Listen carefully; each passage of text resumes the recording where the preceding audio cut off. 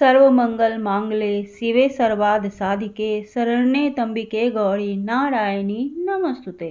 जय माता दी। दोस्तों, जल्द ही फागुन माह का समापन होने जा रहा है। इसके बाद चैत माह की शुरुआत होगी। इस माह में माँ दुर्गा की पूजा अर्चना करने का विशेष महत्व होता है, क्योंकि चैत माह के शुक्ल पक्ष की प्रतिपदा तिथि से चैत नवरात्र की शुरुआत होती है। चैत नवरात्र में माँ दुर्गा के 9 रूपों की पूजा अर्चना की जाती है और साथ ही व्रत भी किया जाता है। इस साल चैत नवरात्रि की शुरुआत 30 मार्च से हो रही है। इस साल चैत नवरात्रि पर माँ दुर्गा हाथी पर सवार होकर आएंगी। हिंदू कैलेंडर के अनुसार चैत का माह हिंदू कैलेंडर का पहला महीना माना जाता है। धार्मिक दृष्टि से इस माह को अधिक महत्वपूर्ण भी माना जाता है। इस माह की शुरुआत के लिए लोग बेसब्री से इंतजार करते हैं, क्योंकि इस माह में चैत नवरात्र का पर्व मनाया जाता है। साथ ही साथ जीवन में सभी सुखों की प्राप्ति के लिए चैत नवरात्र में विधिवत व्रत भी किया जाता है। धार्मिक मान्यता के अनुसार चैत नवरात्र के दौरान धरती पर माँ दुर्गा का आगमन होता है। इस बार चैत नवरात्रि की तिथि को लेकर लोगों में असमंजस की स्थिति बन रही है।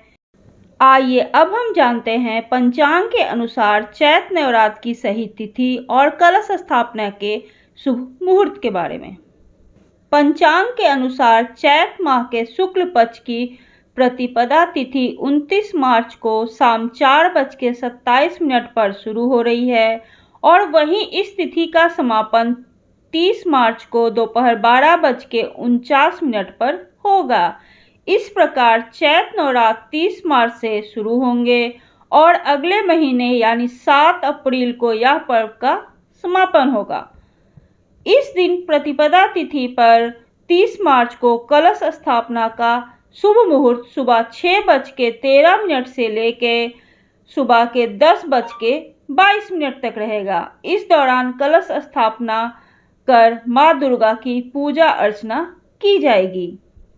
नवरात्रि पर की जाने वाली पूजा के लिए पूजन सामग्री इस प्रकार से होगी: गंगा जल, मिट्टी का बर्तन और कलश, आम या अशोक के पत्ते, फूल और फूल माला, मिठाई, फल, पंचामृत, दुर्वा, अक्षत, रुई की बाती, सिक्का, साफ लाल कपड़ा, शहद, इत्र, घी, गुड़, धूप, कपूर, नैवेद्य, जटाओं वाला नारियल, लाल रंग का कपड़ा, अखंड ज्योत के लिए दिया, कलावा, सुपारी, सिंदूर, किसी पवित्र स्थान की मिट्टी।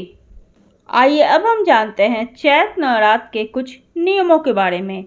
चैत नवरात्र के दौरान काले रंग के कपड़े नहीं पहनने चाहिए। शराब, तंबाकू और मांसाहार भोजन का सेवन भूलकर भी नहीं करना चाहिए।